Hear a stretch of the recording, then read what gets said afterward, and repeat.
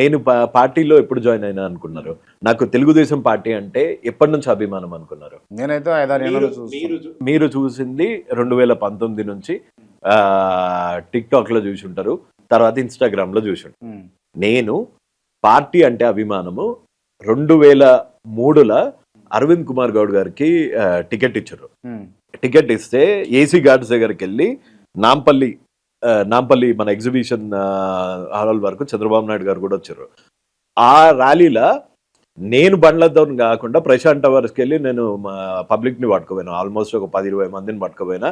బండిలో పెట్రోల్ పోసుకొని నా పైసలతోని నేను పోపించి, అప్పట్లో 30 రూపాయలు ఎంతనో ఉంటే లీటరు, అందరికి పోపించి అందరికి టిఫిన్లు తినిపించి ఆడికెళ్ళి ఈడి వరకు వచ్చినాం.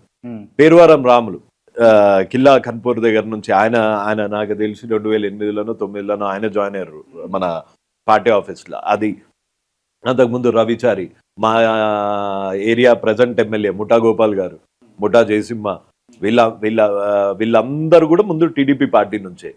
అంతకుముందు నాయన్ నరసింహారెడ్డి గారు, ఆయన జనతాదళ్ ఉండే అప్పట్లో. ఎన్టీఆర్ గారు టికెట్ ఇస్తే చాలా చాలా చిన్న మార్జిన్ తోని కోదండరామరెడ్డి గారి మీద ఓడిపోయాడు, కోదండ రెడ్డి మీద ఓడిపోయాడు. సో అప్పటికెళ్ళి వచ్చిన అభిమానం ఇది.